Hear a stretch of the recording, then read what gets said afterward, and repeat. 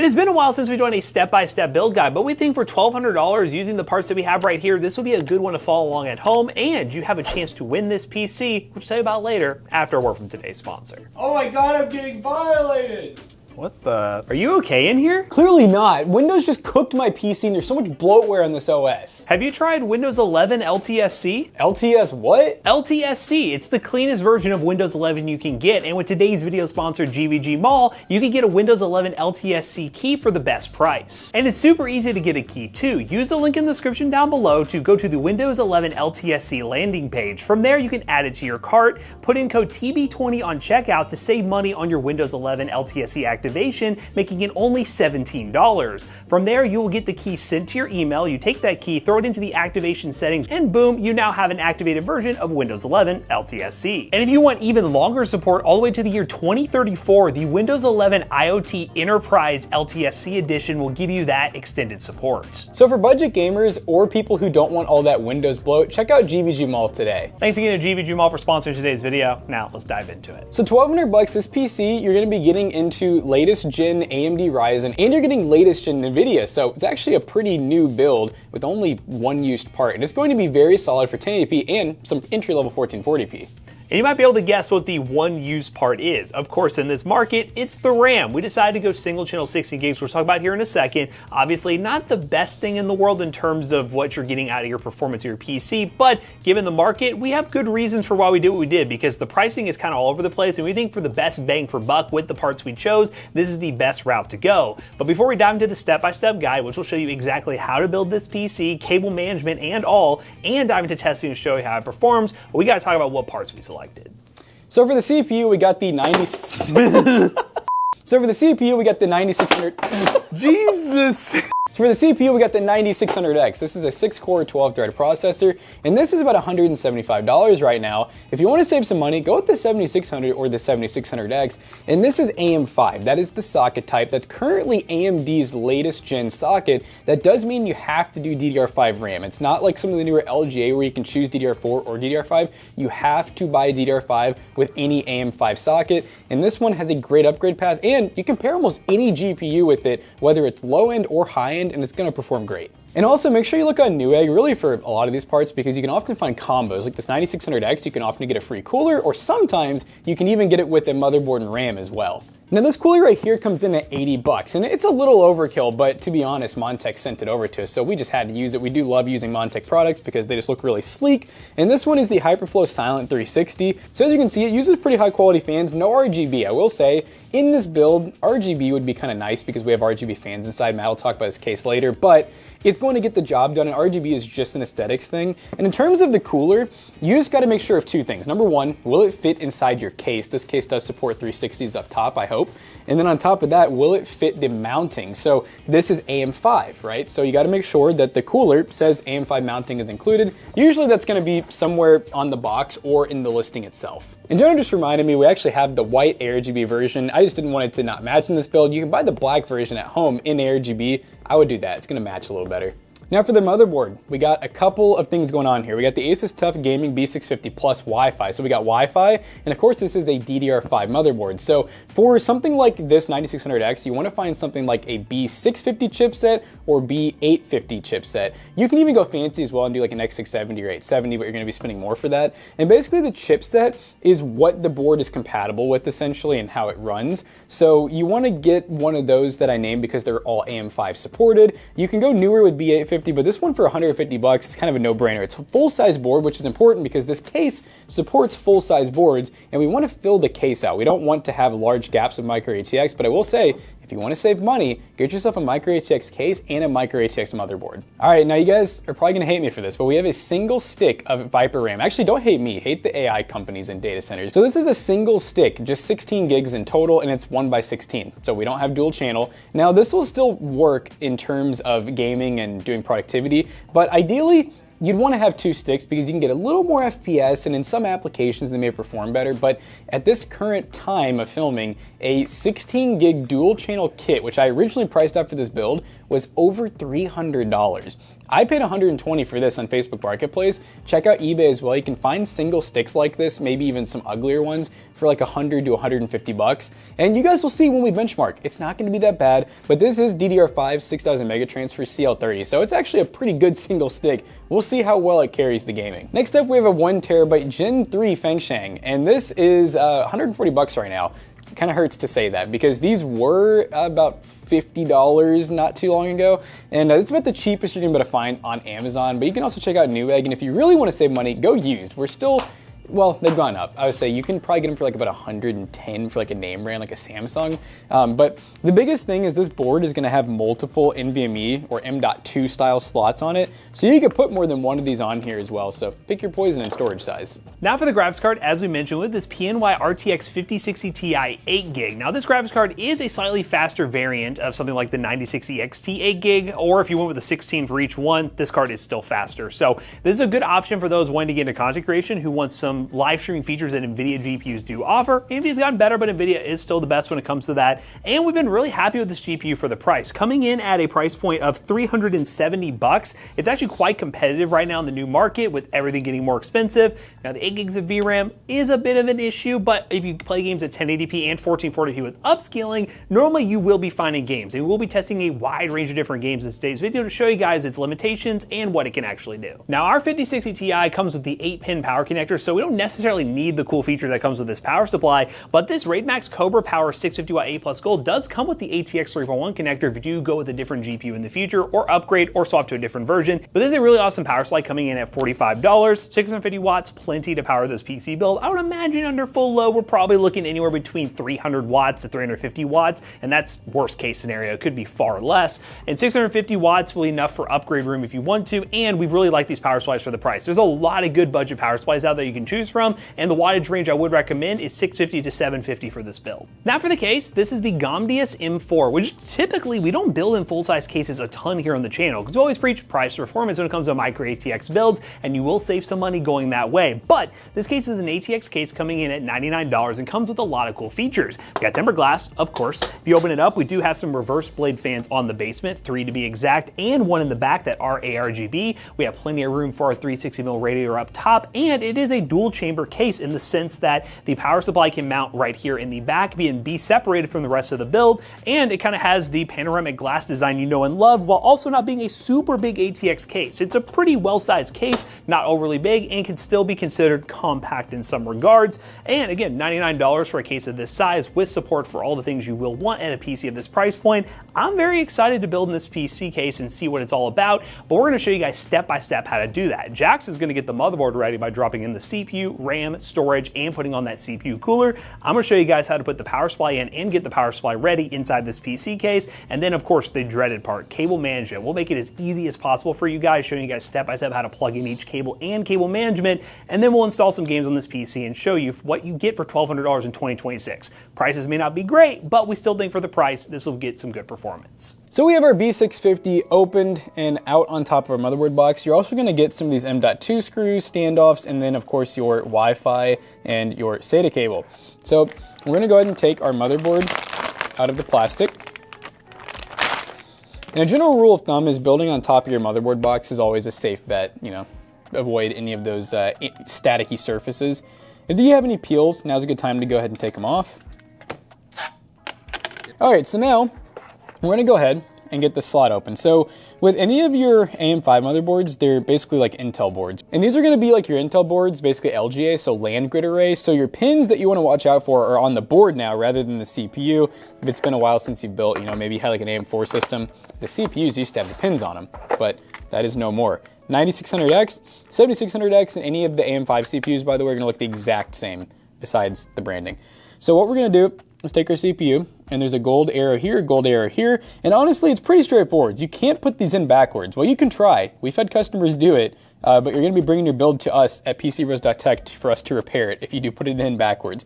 Notice these two notches line up as well. Good fit, good to go. I like to drop that on there, and you're going to take some force here. And this doesn't always pop off. Sometimes it does, sometimes it doesn't. But there is our CPU installed, ready to go. There will not be any bent pins as long as you just make sure you get it in right the first time. Now, while we're on the topic of the CPU, let's just go ahead and get the cooler out of the way. This is honestly probably one of the worst steps. So if you have a stock cooler, which this CPU does not come with, you're going to basically take these screws here out, and then you're going to screw it in to the stock backplate. However, with this, we're probably gonna be doing the same thing, but there's just a few more steps involved. The Montech cooler is unboxed, and there's a lot of stuff. It's gonna look scary, but bear with me. If you have a LGA build, you're gonna be using the bracket that comes on this. For some reason, most coolers always come with the Intel brackets on them, and the AMD brackets will always be optional. AMD, though, you can always tell because these will always be kind of close together. Intel is more like a square, so it should be pretty straightforward. Oh, pre-apply with thermal paste too, and they actually include thermal paste. I didn't see that coming.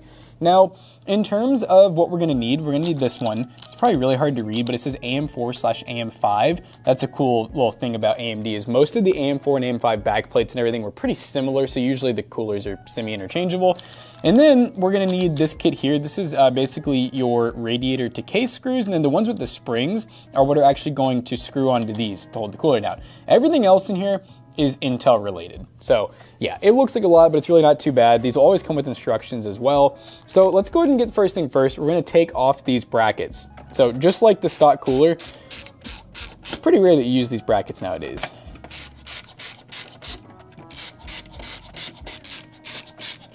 Brackets off. Now, let's open this. And these are actually, I really like this style. They come with these spacers or standoffs pre-installed, so all you gotta do is just screw these in. And I will say, realistically, oh, actually, you know what, it comes with this, so let's do that. Normally, these don't come with a way to tighten them down, so you'd have to have like a socket set. But if you notice, they don't even give you an actual, like, you know, socket to tighten these down because they want you to do them hand tight. These do not need to be tightened on the board with an impact gun, but you guys are gonna do it anyways. All right. Feel pretty good, solid. Maybe we can pick the whole board with it. So that's good to go. Now let's go ahead and we're gonna be careful because we do have thermal paste pre-applied. I'd rather use this pre-applied thermal paste because they always do a really good spread from the factory on these. And as long as your cooler hasn't been sitting for like 5 years, this stuff's still gonna be good for a long time. Now this is actually going to go on this way, just like the other one came off. Yeah, look, it clips on there nice. And then we'll leave this on actually for now so we don't smudge the coolers easily. Now this part can be a little bit of a preference. In this case, it's not quite a preference. You kind of have to mount it up top because there's no mounting up front. You can only fit a 120 in the back, and then you're not gonna put this in the bottom. That'd be a little weird. So what we're gonna do is we're gonna have the tubes face this way. So you can kind of imagine it installed in your case. It's gonna look like this. That's how I always like to do this, to kind of figure out, are my fans facing the right way and all that good stuff. You know, we always make sure there's not a sticker or anything, but with pre-applied thermal paste, there will not be a sticker on the back. We're gonna take that just like that.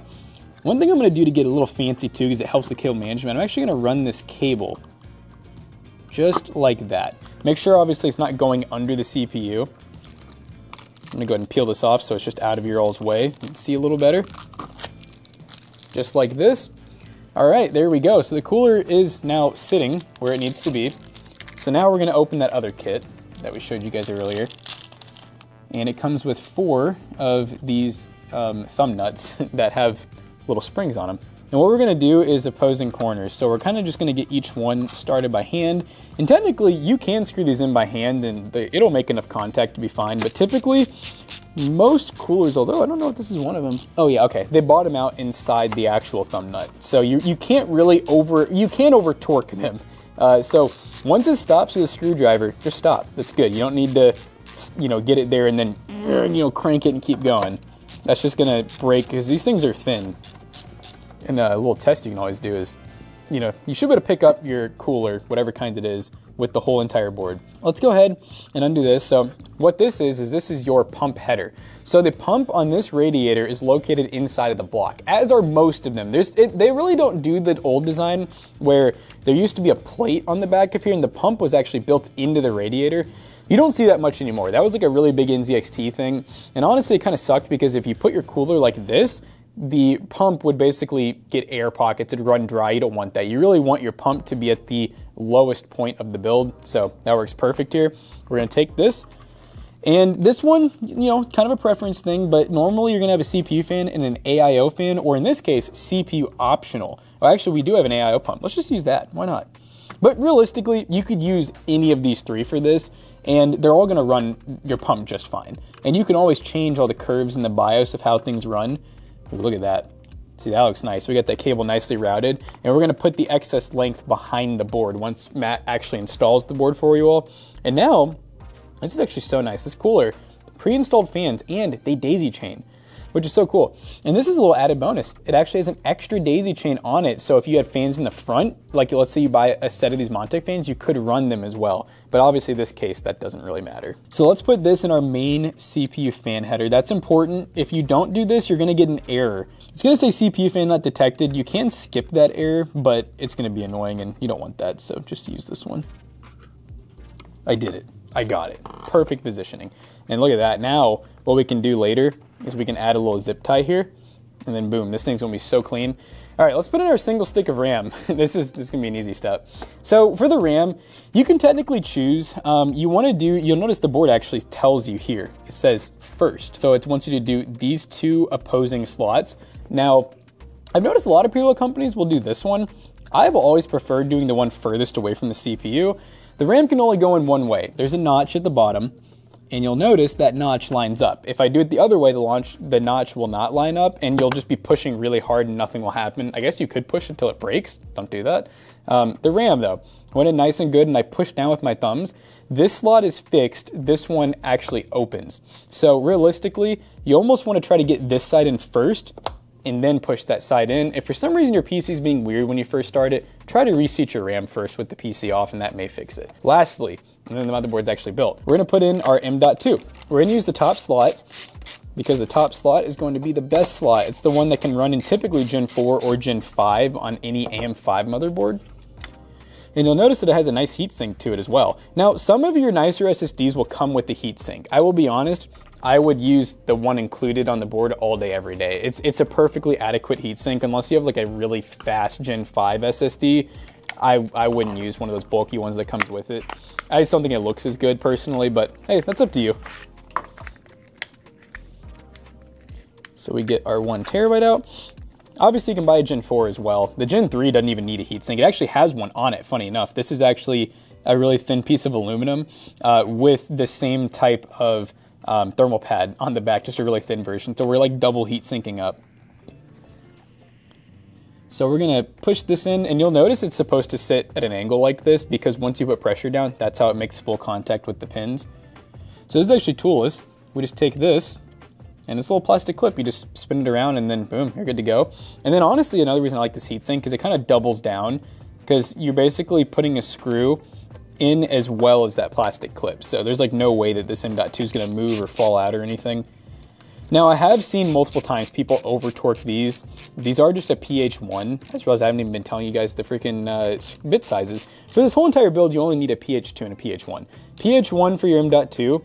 And in terms of the tightness, I'm talking barely, like I could just take this bit out and what I can turn with my fingers is all you need. So right there. Anything beyond that, you really risk breaking these screws because they are so small, and trust me, you don't want broken screws inside your build. So at this point, we have our board built. You could actually open air test it if you want. If you're a first time builder and you're a little nervous, you could use this motherboard box. You could plop in your graphics card here, put your power supply off to the side, plug everything in, make sure it works. You can do that before you commit to building the rest of the PC and cable managing, but Matt and I are experts and we're so smart and we've never had a build not work. All right, guys, it is now my turn, and don't tell Jackson, I kind of have the easy part here, and you guys are not gonna have to worry about anything going along the rest of the way. Let's get the power supply ready to go. Opening up our Raidmax power supply, we're gonna show you guys what we got here. Now, I think we opted for is this non-modular? Non-modular power supply. So there's really nothing we need to do in terms of setting up this power supply, because everything we want and everything we don't want is included on this power supply. But it makes cable management a little bit more difficult. If you wanna make it a little easier on yourself, you get semi-modular, which means you can plug in the cables you want one, and also it only comes with certain cables ready to go. So it just makes cable management easier so you don't have extra cables. But we're gonna do our little twist tie here and get this power supply ready to install, which this case is a little bit different than your traditional case because it does install the power supply in the back in a vertical way, which I'll show you guys in just a second. Be sure to hold onto your power cord. You do not want to lose that to power your build. And we also got out of the back of the case before we started filming this bag right here. This has all the screws and a couple zip ties to get you going for cable management and installing your motherboard and other stuff as well, including your power supply. So we're gonna put that right there. Actually, let me see, does this? Oh, yes. And in the box, you're gonna want these. These coarse threaded screws will be used to install your power supply inside your power supply box. So let's go ahead and install the power supply. I'm gonna flip this around like so. As you guys can see, normal PC builds, if you follow along on the channel or build PCs, the power supply would be somewhere like right here. Well, in this case, it is on this side right here. So what we're gonna do is we're gonna take our power supply. Now, normally I would say there is ventilation right here. You could put the fan up against here and have intake if you want to from inside the build, but the screw holes don't even let you do that. So we're just gonna do it this way. We're gonna have the fan facing out to the back panel. We're going to take our power supply, move this power cable up, which this power cord basically acts as an extension to where you would actually plug in your power into your wall. We're gonna take our power supply, we're gonna push it in like so, slide it on up, and just like that, we have some screw holes, ladies and gentlemen. So we have one right here, one here, one here, and one here. So we're gonna go ahead and take, so I'm gonna let this just kind of come back out for a second. We're gonna go ahead and take our coarse threaded power supply screws, which if you guys haven't seen before, they're a very particular type of screw that has this little head on top and they are coarse threaded. I'm gonna go ahead and take my screwdriver here and change to a PH2 bit, which is recommended to screw in these power supply screws. And we're gonna go ahead and put that power supply back in and screw in those screw holes that I showed you. Slide it in like so. It's gonna be a little bit of an acrobatic setup here sometimes, but once you get the first one in, you're normally good to go. Let me know in the comments down below if you guys enjoy this style of power supply mounting. It makes sense for you cable management wise, or if you just like the way it looks. And the final screw spot. It is going in sideways. Let's back that up a little bit. Sometimes if you crank these down a little too much, you might need to go back and loosen them a little bit so we can line it up a little better. Also the LTT screwdriver, love the LTT screwdriver. The shaft's a little thick for this spot right here. But that's going in the right way now, so there we go. Boop, and boop. Now one thing, that'll save you a lot of headaches. Be sure to flip this power switch right here. See how it's in the off position currently? Go ahead and flip that on. Normally you would do that when you install your build, when you have access to your power supply in the back, but because we're gonna go ahead and plug this extension in, we don't have access to that, and I can see you guys at home plugging this up and being like, why is my build not turning on? What's wrong? It's because of this. So we'll go ahead and plug this in to a little setup right here. As you guys can see, the cable just sits nice and snug right there and runs all the way back to that extension spot. Power supply is installed. Now it is time to install our motherboard. Now what we're going ahead and do is lay down our case like so. We did look a little before filming just to make sure, but since this is an ATX case, all the standoffs we need for the motherboard are pre-installed, ready to go. They're all right here. You can see them all lined up, good to go. We will take that bag of screws we talked about earlier that was in the back of the case and pull out our motherboard screws, because these are fine threaded screws, which is the traditional screw that is used in PC, which is the traditional screw used in PC cases. Not always the case, but this time it is. Go ahead and find some fine thread screws. So we got one right there, one right there. And for comparison purposes, you want to see the difference. This is that power supply screw we used earlier. These are fine threaded screws. So we're just going to get as many of them as we can. I never end up counting because, I mean, who actually knows the exact number of screws you need? I never remember. We're going to get all those together, and that might even be enough. We're just going to run with that. Put those off to the side. Now it is time to plop the motherboard in. Now we have the IO shield pre-installed, so we do not need to pop in some IO shield here. It's already ready to go. So all you have to do is grab by the block, as long as everything is screwed in properly. You'll find out if it's not once you do this, and lift up. And we're gonna go ahead and drop our motherboard in like so, to where it kind of goes underneath here. Now there is this cable that you're gonna see that's right here on this fan. You do not want to get that pinched. Try to get that out of the way the best you can and move the radiator off to the side. Pull this up, grab it by the block again, and drop it in like so. Let's see, what do we got here? There we go. We have lined up on the one standoff, the one's a little bit more raised, so it actually holds the board in nice. We're We're gonna take some of these extra cables, like these ones right here that Jackson was talking about to you earlier, and we're gonna run them behind the board. Beauty enough, it looks like we have like extra BTF support cut out. Is this BTF support? So it's BTF supported. So because of that, we're not using BTF, which is back connection for your power cables. We actually have these extra spots where you can very easily hide cables. I feel like that's one of the benefits of BTF. You don't even have to use it, but you get extra cable management spots. And then we're gonna take our radiator, and we're gonna also, while we're doing this, I'm gonna move this over the edge here. It might be a little bit easier. We're gonna kind of take this cable and push it through that same spot or somewhere close by. Just to run the cable through for cable management purposes. Now I'm about to find out if this is a mistake or not. Oh no, we have plenty of room. Nice. Sometimes when you install a radiator like this, it can end up blocking your CPU power, but in this case, it's not. Now, that's looking good. We're going to turn this around so you guys can see what's going on here. So as you guys can see, we have our screw holes that are lined up. 1, 2, 3, 4, 5, 6, 7, 8, 9, 10. So this one's a little bit off. We're going to shift it down a little bit this way, but we're going to use those screws that Jackson showed you that come with the radiator, and we're going to go ahead and screw in our radiator. Now remember, once you're done with this, we didn't screw in the motherboard yet. Don't lift it up just yet before you screw in the motherboard, because your motherboard might decide to fall out. We're going to go and get this screwed in. This might take a minute here. It's a lot of screws for 360 mil. All right, guys, the radiator is screwed in. Jonah's showing you all the different screws we put into the radiator, so we are good to go there. We did notice one thing. There is this little daisy chain part that is on this fan. Can't really do much about it because that is exactly where it comes off the fan. It is making the radiator sit up just a little bit. It doesn't look bad, but you can kind of see where it's sitting on that. But just based on how this case is designed, that is the best way this is going to work. But now we got to screw in the motherboard. As we mentioned, we put those fine threaded screws off to the side. Here they are. We got one on our screwdriver, and we're going to go ahead and screw in a bunch of screws. We got one hidden way up here by the CPU power. We got one that's buried under cables right here. We have one right here. I have one right here. One in between this M.2 slot and the board. One right here. One down the bottom, and then two more right here. Now, again, we probably shout out the LTT screwdriver a bunch of times. You can actually get one with an affiliate link in the description down below. I like the LTT screwdriver, but even like in this one right here, see, is that gonna reach all the way? Sometimes the bits aren't long enough. You might need a little extension for some of these, or you may need another screwdriver that has more reach, because I think that one up there might be a little difficult, but we'll see.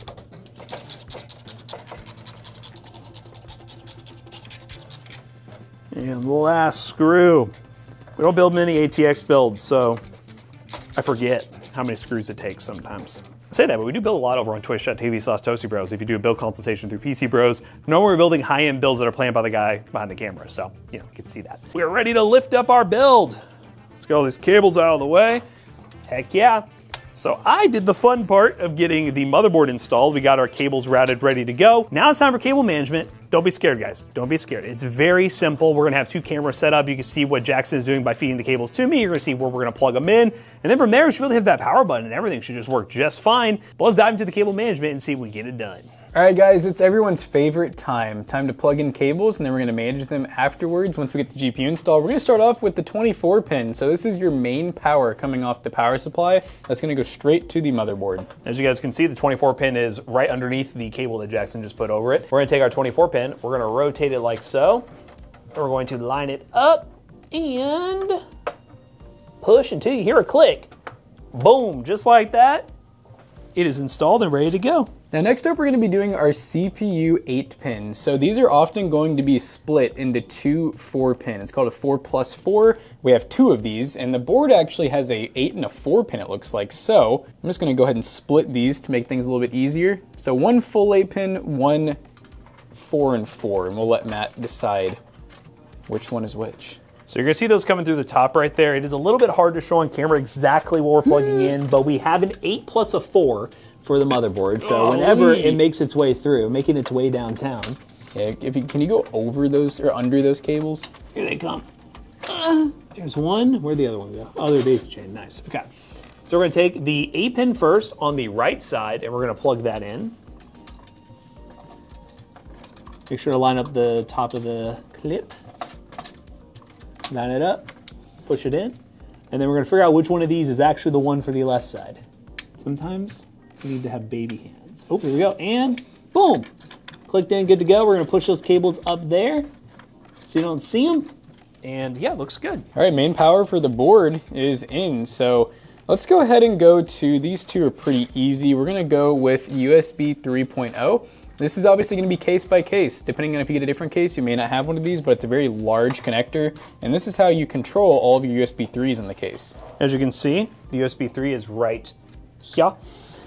I'm going to go and take this cable, line her up. You go ahead, go on, take that cable. Make sure to be in all the pins. Push in, clip, good to go. All right, next up, right below that, we got USB-C. This is a pretty peculiar one. Some of you guys who haven't built in a while may have not seen one of these, but if your case has a USB-C connector, this is how it's going to get its data and power. That right there, take cable, rotate, push, pop, make it drop. Only goes in one way, by the way, but it's hard to tell sometimes. All right, let's go towards the bottom of the case. This right here is our HD audio. So if you have like an older case, this one actually doesn't have USB 2, I don't believe, but you'll notice the pin is missing from towards the middle of this, and it usually will say, yeah, right there, HD audio. We're gonna take that, and that's pretty much always going to be on the far bottom of the board. And there it is, right there. There. Yeah, you can see that. Line up the missing pin with the missing pin on the board. Or just the lettering faced up. That's honestly the easiest way to do it too. And just like that, your HD audio is installed. I'm gonna go ahead and unscrew this. This is just like a little cable hider area. Technically, you can just take this out if you want to as well, but it'll help us with cable management. But we do have some stuff back here. Like we have some front panel connectors, it looks like. Which let's go ahead and try to figure out what all we have. We have power switch, and that might actually be it. Which is kind of crazy. That was easy. I'm gonna go ahead and undo all this. Man, there's a lot of cables back here. It's a little scary looking. Let's just get through this. All right, power switch. That's this little guy right here. That's what actually is your power button. That's how you're gonna turn your PC on and off. And here it is, the one power switch. We'll put the diagram on screen. McAllister, Zach, put the diagram on screen. And then we're going to plug in the power switch. But just so you know, reading it off, top left are the power LED, positive, negative. Below that would be the hard drive LED. Then across from the power LED is the power switch. And then below that's the reset switch. And just to get this out of the way, this is the PCIe. This is what actually powers your graphics card. This power supply actually comes with two 8 pins, or sorry, 4 8 pins, so 2 and 2. We only need 1 for this 5060 Ti. And it is a shorter 5060 Ti, so we can either go through here or through the bottom. Well, Jackson, I normally would say that, but it is the freaky one that goes on the other side. Very side. Front. Yes. Woo. So it's one of these, which I can show you guys real quick. Cable's long enough. It is on the front side of the GPU instead of the back side. Yeah, that is very freaky indeed. I think it might be long enough to go through this here. Cutout, that one over there, or can you get to this cutout over here? I don't think it's, so? I mean, you can check. I forget because, yeah, it is all the way on the other side. The power supply is just so far away. Let's see, can I get to it?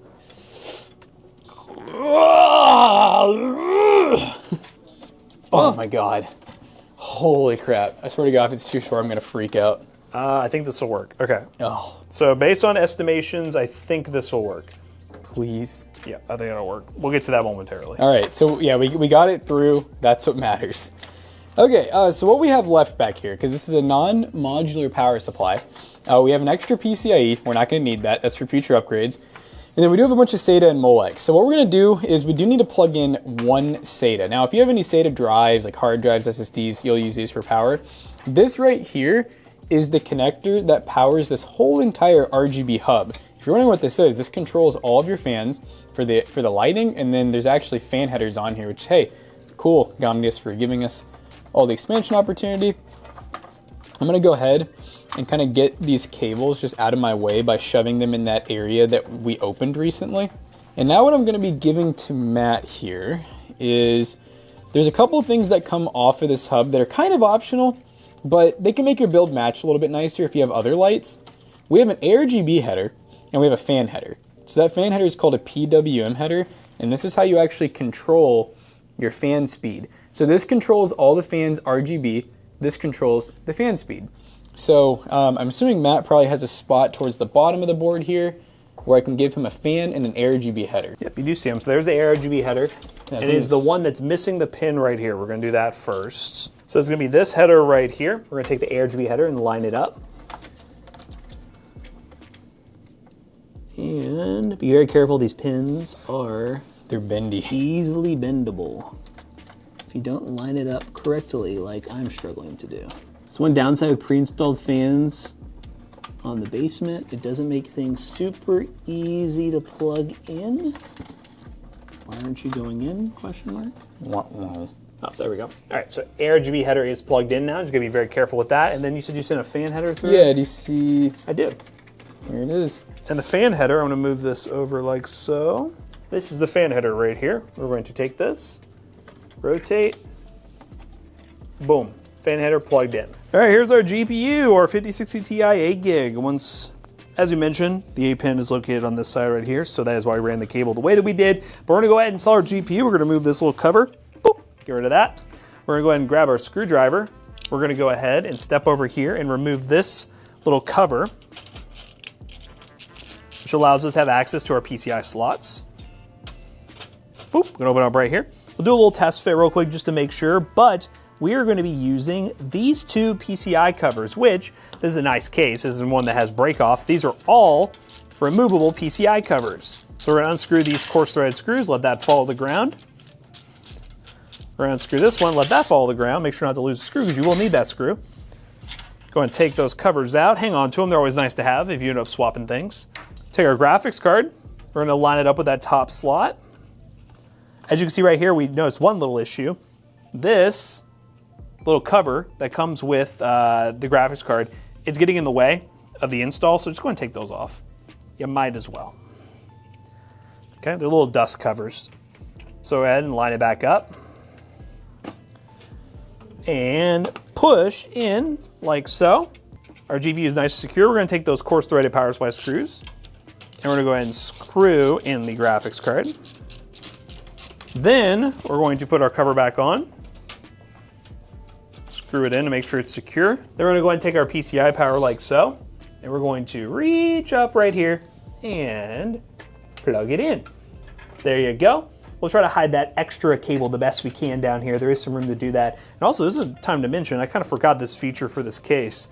You actually can adjust the height position of the fans. Oh yeah, that is a cool part. So you can raise it up, and actually it might make it to where we can hide this cable behind those fans a little better. So we're going to raise those up. And this actually really, I know the whole concept of this is you get airflow that bounces off the side panel. So it's pretty cool. They're adjustable, and yeah, it'll bounce off the side panel and fill the case a little bit better. But it also doubles as a way to hide that cable. So yay, that worked out just great. But hey, we got the build put together. At this point, we would recommend you turn your build on to make sure it works. But we know it works. It's gonna work just fine. Jackson's gonna show you how to do some cable management real quick in the back, and then we'll be ready to game. All right guys, I promise, cable management doesn't have to be scary. It's gonna be real simple, just follow along. So I like to first just grab a handful of zip ties, some real good zip ties. And then these are really nice to have, they're optional, they're so cheap, but they're called flush cuts, and they can cut those zip ties super clean. So I like to start from the top and work my way down.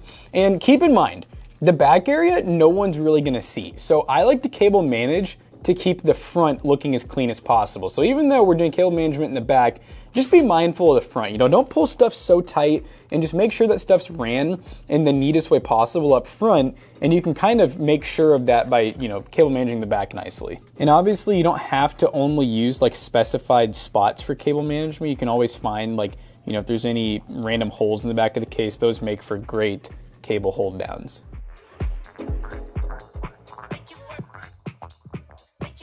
And obviously make sure that when you are doing like really tight cable management, like if you're doing some next level stuff, just make sure that your side panel has plenty of room, because we've had plenty of times where I go a little too all out of cable management and there's just no room for the side panel to actually go on. So just kind of be mindful of that as well. But we're kind of getting near the end here, because like I said, I always I like to make the top look the best, make sure the front obviously is like the focus for your cable management. And then once you get towards the bottom, I usually will leave the cables a little bit looser, because if you're ever going to do like any upgrades or anything, most of your extra cables you're going to be putting in the bottom of the case, like the basement area. And so you kind of want to leave those a little bit loose just to make upgrades, repairs, and whatnot a little bit more simple. One thing I like to also keep in mind is these areas are going to be shown. Even though you're going to have a back panel, you'll still see through. So we're going to try to get all those cables that are just running through this open side kind of at a minimum. So I'm kind of going to tie those down. And now we can take this guy here, and we'll go ahead and cut this one zip tie that's kind of in the way. we're gonna take that screw that we took out earlier, and we're gonna go ahead and put that back on. It's a little bit of a tight fit, but that's okay. The back panel will also hold this on. There we go, just like that. And then, yeah, just go through and start cutting those zip ties. I think we can probably clean this up a little bit nicer too. At this point though, it's kind of just preference. I mean, this is pretty acceptable cable management, but if you want to make it look a little nicer, you know, by all means, go for it. All right, that looks pretty nice. So we got cable management looking pretty good. Let's see if we can actually get that back panel on. Okay, top panel's good to go. And especially with this style back panel where we actually don't have screws, these can be risky. Oh yeah, that's actually a really tight fit back panel. That's good. A lot of these that don't have screws will be very loose fit and they'll just pop off. This one felt pretty good and I'm not worried about it popping off, so it looks really good. We're gonna double check the front one more time, which I don't normally show this step, but I'm just showing you guys anyways. Notice at the front, we have no real like super ugly visible cables. There's a couple that like I'm gonna move that one to make it a little more symmetrical. Like Matt said, this PCIe is beautiful actually. Even though it may not be the prettiest spot, it makes it to where there's no cable coming from here like there normally would be. This is a very clean build. Let's see what it looks like on. All right guys, it's now time for the turn on. Again, all our builds work, so this is just gonna work, right? I don't know about that RGB mode, but this build is clean. And you can watch, this board actually has LED indicator lights where it'll show what process it is in on the boot. Keep in mind, when you build a new PC, give her a few minutes, because sometimes it'll take a few minutes for it to boot cycle, go through the RAM test and all that. And if you are going to use the RGB on the board, be sure to hold down this reset button, by the way. It resets or sets the hub to use ARGB motherboard control, because now it is running the normal RGB mode. Let's get to gaming, guys. Guys, we are kicking things off with Fortnite, good old Fortnite, and we're not playing our typical super competitive pro settings. We're actually doing a pretty respectable 1440p. We're running unlimited frame rate. We're doing DX12, so this is going to be some good looking graphics, and we're on DLSS set to performance, so we're kind of using a little bit of upscaling, and we're running far view distance and medium settings. And all right, so far, looking pretty good. I'm gonna go ahead and just start the averages and I'll restart them here in a second once we land. This is our first drop, so keep in mind, FPS typically goes up the more that you play, at least to an extent. It's not an infinite up glitch, you know, but that'd be cool, wouldn't it? Oh my God, I'm out of ammo. We had the same idea. Oh wait, no we didn't. He has a gun. Holy crap. I didn't know he had a second gun, dude. Whew. That was way too close for the start of the game, I'll tell you what. Let's go ahead and pop some of these bad boys. So yeah, I mean, as you guys can see, once we restart here, this is pretty good. 1440p is already hard to run. And we could be doing 1440p on DX11, like pro settings, or like performance mode, you know? And we'd probably be getting, I'm gonna say like upper 200s, you know, the 1% lows would probably be a little higher, but the game looks great right now, and we're getting good FPS. I mean, we're getting an average of 200 right now. So if you have a 180 hertz monitor, 144 hertz monitor, you're pretty much constantly at your high refresh rate. And obviously those 1% lows are 1% lows that you can't really even see. They're micro stutters is what we call them. And if you're not constantly freezing up for like milliseconds, you're fine. Don't even worry about them. All right, I'm seeing some action here. Let's see if we can get in here before everybody's just gone. Oh my goodness, dude, this guy did not come to mess around, but neither did I. I can see your feet, twin. Where'd you go? Oh, he just healed up.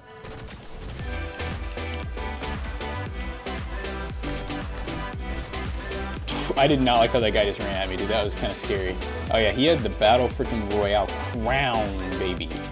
I don't know if anybody else is going to be in close proximity to fight. That is okay. I do kind of need to die, though. I forgot I queued up for ranked. Oh, there's no one else. Can I just leave? Does it work that way? Return to lobby. Oh, no, it didn't even give me a warning. It just let me leave. All right, so Fortnite, we got pretty good averages. I mean, well, it just dropped a lot. We were averaging like 200 FPS, and our lows were still over 100 FPS. So Fortnite gets a pass. Let's go to the next game. Ladies and gentlemen, we are playing Arc Raiders, and I'm pretty hyped about these settings because once again, as with most of these benchmarks, we're doing 1440p. We got DLSS on quality with the Transformer model, which is the newest DLSS model, Max FOV, and we got dynamic medium ray tracing with high settings. And I mean, it just goes to shows, you're gonna see this over and over again. We are still advocating for 8 gig cards, especially in 2026 when you're on somewhat of a budget. Having 16 gigs is nice and all, but most games out there, if you're playing 1080p and 1440p, will not saturate your full 8 gigs of VRAM. And that's just like pretty much end of story. Having extra is fun, right? Like, why not? It's better if it's for the same price, but if you're having to pay an extra $100, $200 for, you know, an extra 4 gigs or 8 gigs of VRAM, clearly we're getting 100 FPS and the game looks beautiful. I mean, we have ray tracing on, and we have stuff running in the background even. But that's enough chit chat. Let's see if we can hold our own against the Unk bots. I'm gonna shoot these guys, because I ain't scared. Okay, I'm scared. I'm scared. Oh, I regret my life decisions. It's like it's not even taking damage. I'm not letting that thing near me. I found the infinite arc code. Oh my god! The good news is this hatch is just open, so I mean, I think I can just run through these guys at any point and just get away. Quit it. I'm actually about to be out of ammo, so we're gonna have to dip here. Safe to say though, you know, averages right around 100, and then our 1% low is also very respectable. You know, we're getting about 1% low of like 50, but we're not seeing it once again. That's what matters. Once again, 1440p, not even on the lowest settings. We got ray tracing high settings. We're gonna do it in another game, and we're just gonna keep on doing it because 5060 Ti, right now for the price, is pretty competitive compared to like the 9060 XT 8 gig. So let's go to the next game. All right, guys, we got a game that's really going to test out that 8 gigs of VRAM and that single channel RAM, which I feel like I haven't even really talked about. I kind of forgot it was single channel because it's just been playing games and everything great. But this is Forza Horizon 6, and we're running 1440p. And just for fun, I'm doing some kind of weird settings. I'm actually doing no upscaling, no FSR, no DLSS. Let's see, graphics, ultra preset. Will it even be playable? Because this is a game where I'd highly recommend. It's fine. It's completely fine. You don't really even need upscaling, apparently. I really thought you would have needed a little bit of something to get, you know, this pretty high frame rate. I say pretty high. I mean, for it's like a, I know it's multiplayer, but let's be real, it's kind of like a single player. You do not need high refresh rate in a game like this, but it looks nice, right? So why not? I'm talking and going off-roading, baby. Oh, this car's too fast for its own good. Okay, so we see what it looks like. Beautiful, right? Looks really good without any upscaling. Let's try playing around a little bit. Let's just see what other settings we can do.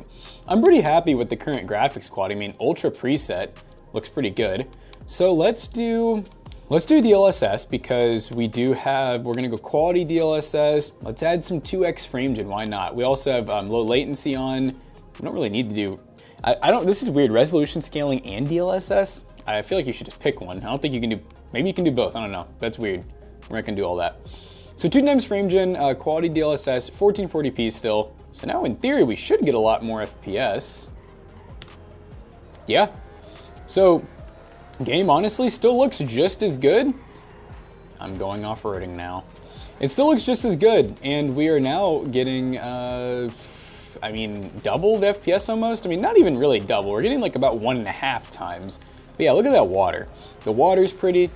The visual quality overall just looks really good in this game.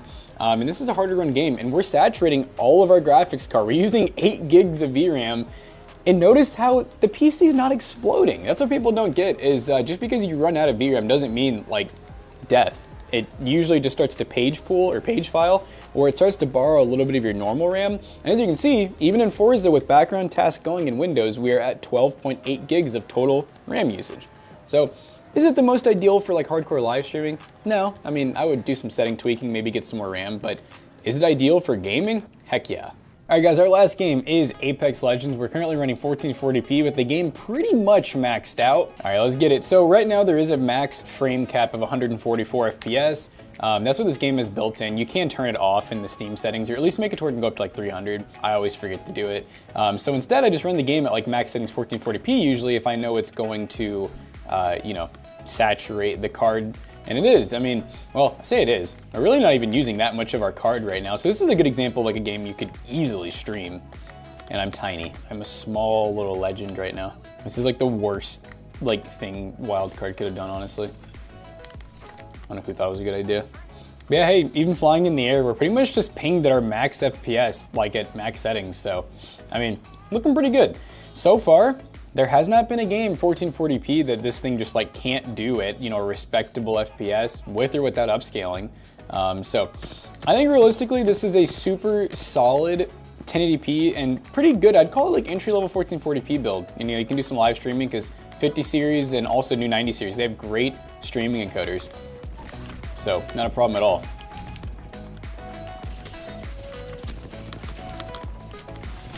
Oh, you butthead. I don't hit these, chat. Oh god, there's someone in here. Don't kill me, no! Oh. Now the good news is, you know, the temps are also really good. So obviously thanks to the case, thanks to the components just being able to, the people are so small. The components being able to keep themselves cool with no problems. And obviously we do have some built-in benchmarks. I actually ran a few and we did all those at 1080p with like the lowest settings possible. So that you guys can kind of get an idea on like what is the max FPS that this PC can get. It's pretty impressive. Let's go ahead and cue the outro / talking about the PC and the built-in benchmarks.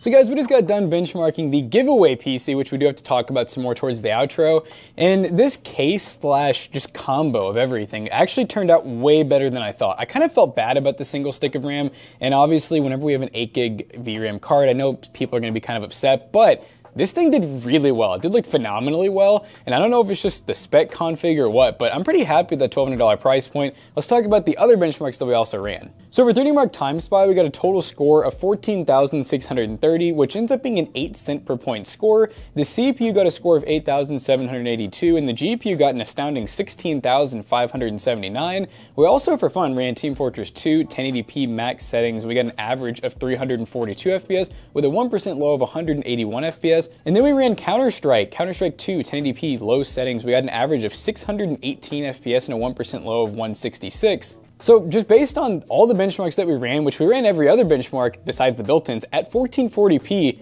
every game was playable. Every game was very more than playable. I mean, we were playing at like medium to high settings, and we did upscaling, we did no upscaling. Even in Forza, without upscaling at ultra settings, we were getting close to 100 FPS, which is pretty crazy. So this is some pretty good bang for buck, and we do recommend following this build guide at home. Just get yourself some used RAM, and even used storage if you're feeling brave on eBay. We've done it many times, and we've had some really good luck with it. But if you want to actually win this gaming PC, we will actually be going live June 12th at 11 a.m. Eastern Standard Time, and we stream for 6 hours. I mean, that's so many fingers I had to hold up. And what we do during that 6 hours is we actually play video games with each other. We kind of bicker at each other. We yell at each other. It's a lot of fun. We also talk to you all, and we give away this PC along with some wheel spin items that we give away as well. So it's a really fun time. And if you don't win this one, it's okay. We've been doing these now for over 6 years. So all you gotta do is just go to twitch.tv/ToastyBros or check out Toasty Clips as well. We stream there. And we hope you guys enjoyed today's video. If you did, make sure you check out our other 2 YouTube channels and also our twitch.tv/ToastyBros. Do not forget to like, comment, and subscribe. See you all in the next one. Peace out. God, I'm getting too good at this YouTube thing, Jonah. You're gonna have to slow me down. Slow me down, bro. Slow me down. So this PC will not be for sale at PCBros.tech because we're giving it away, but hey, PC Bros helps make all the giveaways possible. So make sure you check out PC Bros. You can buy yourself a PC because there's only one to give away. So for all the other people, you gotta buy one if you want one. So check out PCBros.tech. Use code ToastyBros at checkout to save 3%. See you guys later. Bye-bye.